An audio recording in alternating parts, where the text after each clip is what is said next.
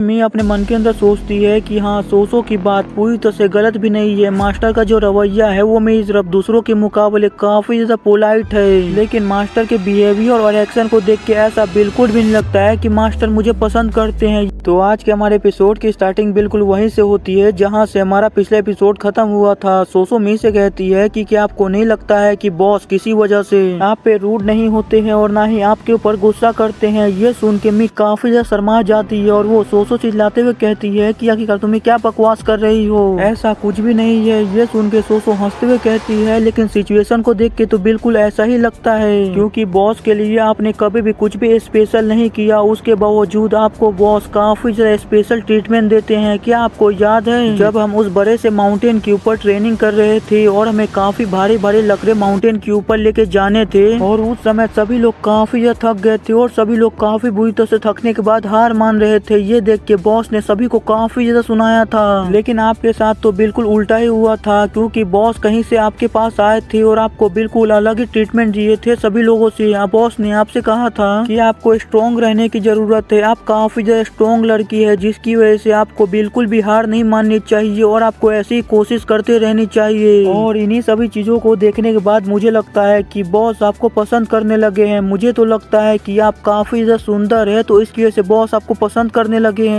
Boss भी आपकी सुंदरता से बच नहीं पाए। ये सब सुनने के बाद तो वहाँ पे मी को काफी ज्यादा शर्म आ रही होती है। वो सोसो से कहती है कि बस बस करो, अब कहना ये सब बंद करो। और मैं ये बात तुम्हें पहले बता दूं कि मैं बिल्कुल भी नहीं चाहती कि तुम ऐसी बातें किसी और के सामने या कहीं और जाके करो, क्योंकि इन सभी चीजों की वजह से बेवजह र्यूमर्स फैल सकते हैं। तो मैं ऐसा बिल्कुल भी नहीं चाहती हूँ। ये सुन के सोसो कहती है कि ठीक है यूनी, मैं ऐसा बिल्कुल भी नहीं करूंगी। फिर आगे मी अपने मन के अंदर सोचती है कि हाँ, सोसो की बात पूरी तरह से गलत भी नहीं है। मास्टर का जो रवैया है वो मेरी तरफ दूसरों के मुकाबले काफी ज्यादा पोलाइट है, लेकिन मास्टर के बिहेवियर और एक्शन को देख के ऐसा बिल्कुल भी नहीं लगता है कि मास्टर मुझे पसंद करते हैं। ये बात कुछ और ही है। जहाँ तक मैंने नोटिस किया है, मास्टर की आंखों में मेरे लिए माफी की भावना है, जैसे कि मास्टर किसी चीज की वजह से मुझसे माफी मांगना चाहते हैं। लेकिन ऐसी क्या चीज है जिसकी वजह से मास्टर मुझसे माफी मांगना चाहते हैं? मैं तो आज से पहले मास्टर से कभी मिली भी नहीं थी, मैं तो कुछ समय पहले ही मास्टर से मिली हूँ। ये चीज मुझे काफी ज्यादा क्यूरियस करती है। फिर हमें दूसरी तरफ का सीन दिखाया जाता है जहाँ पे टीआईजी को कोई आके कहता है इतने लंबे समय तक वेट करवाने के लिए हम माफी चाहते हैं, लेकिन अभी जस्ट डॉक्टर ने अपने चेकअप को खत्म किया है तो अब आप अंदर जाके डॉक्टर से मिल सकते हैं। ये सुनकर टीआईजी और सभी लोग जैसे अंदर एंटर करते हैं तो वो सभी लोग देखते हैं कि वहाँ पे डॉक्टर एक पेशेंट का चेकअप करने के बाद उससे उसका हाल चाल पूछ रहे होते हैं और वहीं पे वो पेशेंट डॉक्टर का काफी ज्यादा शुक्रिया कह रहा होता है। वो डॉक्टर से कह रहा होता है कि डॉक्टर, मुझे पता नहीं कि मैं आपके इस काइंडनेस को कैसे रीपे करूंगा, लेकिन आपका बहुत बहुत शुक्रिया मेरा इलाज करने के लिए। लेकिन तभी टीआईजी पीछे से डॉक्टर का आवाज लगाता है। ये सुन के डॉक्टर पीछे मुड़ते हुए कहता है कि हाँ बोलो, आखिरकार तुम लोगों में से पेशेंट कौन है और किसको मेरी जरूरत है। यही कहकर डॉक्टर पीछे मुड़ता है तो वो देखता है कि वो सभी लोग पूरी तरह से ठीक है। तो ये देखकर डॉक्टर थोड़ा सा सीरियस हो जाता है और उसके बाद उन लोगों से कहता है, मुझे तुम सभी लोगों में से कोई भी पेशेंट नहीं दिखाई दे रहा है, तो आखिरकार तुम सभी लोग यहाँ पे क्या करने के लिए आए हो। फिर हमारा सीन शिफ्ट हो जाता है। हमें कुछ समय बाद का सीन दिखाया जाता है जहाँ डॉक्टर अपने कमरे के अंदर होते हैं और उन सभी लोगों से कह रहे होते हैं कि तुम सभी लोग मुरीम वर्ल्ड के मार्शल आर्टिस्ट हो, तो तुम सभी लोगों ने यहाँ पे आने के लिए काफी ज्यादा मेहनत किया होगा, तो इसकी वजह से तुम सभी लोग काफी ज्यादा थक चुके होगे, तो थोड़ा सा आराम कर लो। तभी हमें इस इंसान के बारे में बताया जाता है कि यह इंसान मास्टर हीलर होता है, यून टाई, और इसे व्हाइट हैंड डिवाइन डॉक्टर भी कहा जाता है। फिर आगे डिवाइन डॉक्टर सभी लोगों से कहते हैं कि आखिरकार ऐसा क्या हुआ जिसकी वजह से तुम्हें मेरे जैसे ओल्ड मैन के पास आना पड़ा।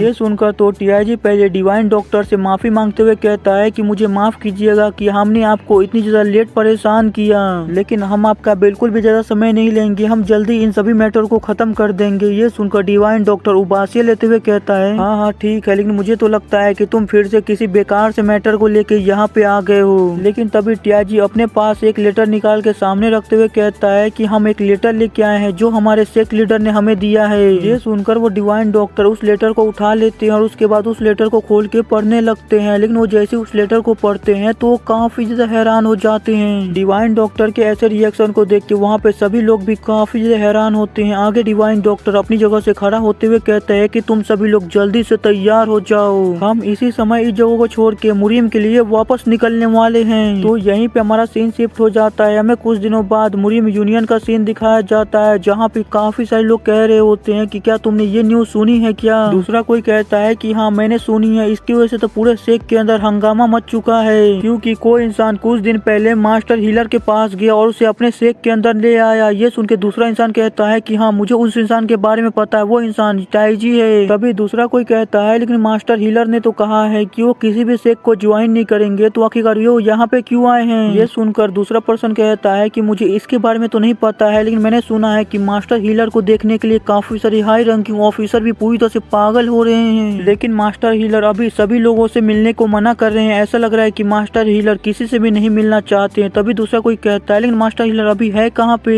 ये सुनकर दूसरा पर्सन बताता है कि जहाँ तक मैंने रूमर्स में सुना है, मास्टर हीलर सीधे म्यूचुअल डोंग गए हुए हैं। फिर हमारा सीन शिफ्ट होके हमें उस हेड शेफ को दिखाया जाता है, जो किसी से काफी ज्यादा गुस्से में कह रहा होता है कि आखिरकार इन सभी चीजों बकवास चीजों का क्या मतलब है। मुझे सुबह सुबह यहाँ पे बुला लिया गया है बिना किसी रीजन को दिए हुए। मुझे अभी सभी लोगों के लिए नाश्ता बनाना है, तो आखिरकार यहाँ पे मुझे बुलाने का क्या मतलब बनता है। और वहीं पे जो उसका असिस्टेंट होता है वो उसको काफी ज्यादा शांत करने की कोशिश कर रहा होता है। वो उसको कह रहा होता है कि प्लीज मास्टर शांत हो जाइए, पहले उनकी बात तो सुन लीजिए। ये सुनकर वो हेड शेफ कहता है कि आखिरकार मैं कैसे शांत हो जाऊँ, इन्होंने बिना किसी एक्सप्लेनेशन के, बिना किसी रीजन के मुझे यहाँ पे बुला लिया, ये अत्याचार नहीं तो क्या है। सनवू कहता है कि प्लीज थोड़ा सा शांत हो जाओ, जल्दी तुम्हें पता चल जाएगा कि आखिरकार हमने तुम्हें यहाँ पे क्यों बुलाया है, तो इतनी भी ज्यादा जल्दबाजी मत करो। ये सुनकर तो उस हेड शेफ को काफी ज्यादा गुस्सा आता है, लेकिन न चाहते हुए भी उस हेड शेफ को वहाँ पे शांत रहना पड़ता है और इंतजार करना पड़ता है। लेकिन तभी कुछ ही देर में कोई पीछे से चिल्लाते हुए आता है कि सच में आज कुछ ज्यादा ही बदतमीजी हो गई। तभी हमें दिखाया जाता है ये कोई और नहीं बल्कि इंटरनल इन्वेस्टिगेशन हॉल का लीडर होता है, जो सच में अभी काफी ज्यादा गुस्से में होता है। वो सनवू के ऊपर चिल्लाते हुए कहता है कि आखिरकार तुमने मुझे समझ क्या रखा है, तुम्हें क्या लगता है तुम जब चाहो मुझे बुला सकते हो और जब चाहो मुझे भेज सकते हो। ये सुनकर सनवू कहता है कि तुम्हें इतना ज्यादा गुस्सा करने की जरूरत नहीं है, तुम अभी अभी तो यहाँ पे आए हो, बस थोड़े से शांत हो जाओ। ये सुन के इंटरनल इन्वेस्टिगेशन हॉल का लीडर कहता है आखिरकार मैं शांत कैसे हो जाऊँ, तुमने अचानक से मुझे यहाँ पे बुला लिया बिना कोई रीजन बताए, आखिरकार यहाँ पे चल क्या रहा है। तुम ऐसे ही कभी भी रेकलेसली ऐड कर रहे हो और कुछ भी कर रहे हो, तो आखिरकार तुम्हारे सबऑर्डिनेट्स क्या कर रहे हैं, उन्हें तो कम से कम तुम्हें रोकना चाहिए।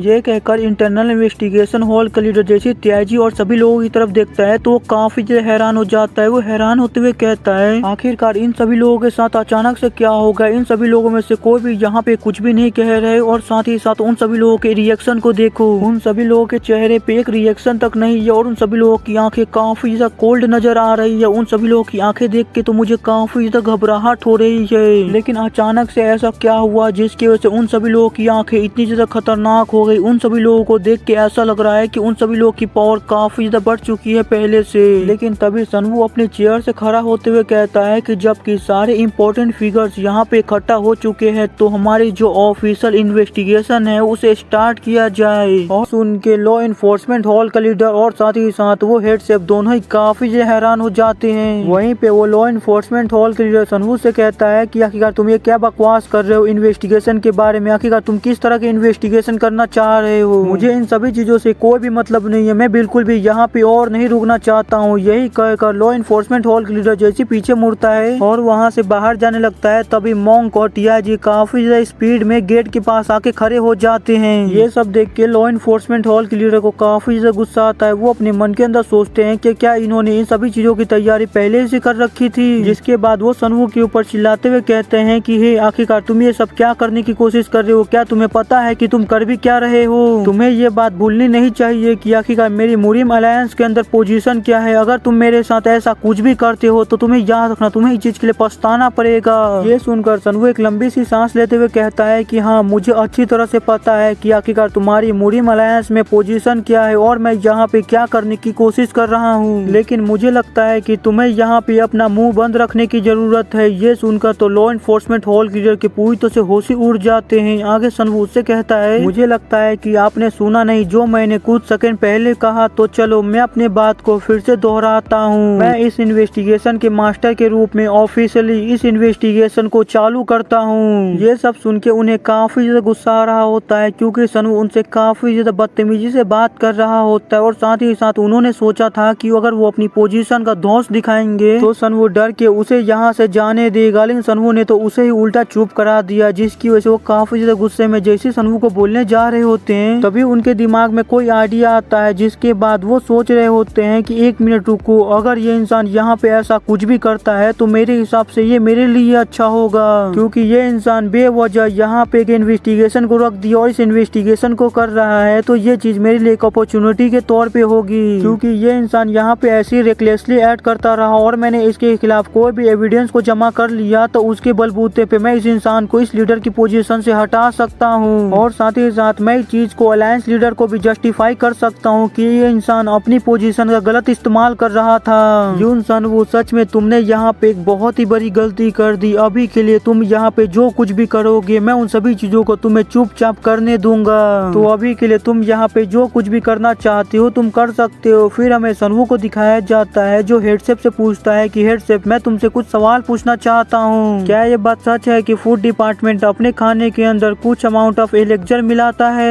ये सुनकर तो एक सेकेंड के लिए वो हेडसेफ चौंक जाता है, जिसके बाद वो सनवू से कहता है कि हाँ मिलाते हैं, लेकिन हम हाई क्वालिटी एलेक्जर की थोड़ी सी मात्रा खाने के अंदर मिलाते हैं ताकि उससे हमारे जो सोल्जर्स है उनकी नेचुरली इम्प्रूवमेंट हो सके और साथ ही साथ उनकी जो ताकत है वो भी तेजी से बढ़ सके। और वहीं पे लॉ इन्फोर्समेंट हॉल के लीडर जो होते हैं वो ये सब देखते हुए अपने मन के अंदर सोच रहे होते हैं कि ये इंसान कितना बड़ा बेवकूफ है। मुझे पहले लग रहा था कि यहाँ पे काफी बड़ी बात हुई जिसकी वजह से इस इंसान ने यहाँ पे इन्वेस्टिगेशन को रख दिया, लेकिन ये इंसान तो ऐसी चीजों के अंदर गलती ढूंढने की कोशिश कर रहा है जिसके अंदर गलती ढूंढने का कोई भी मतलब नहीं बनता है। अब मैं पक्का यहाँ से जाने के बाद इस मौके का फायदा उठा के इस बेवकूफ को लीडर की पोजीशन के हटा दूंगा। मैं कभी भी ऐसी बेवकूफ को लीडर की पोजीशन पे रहने ही नहीं दूंगा।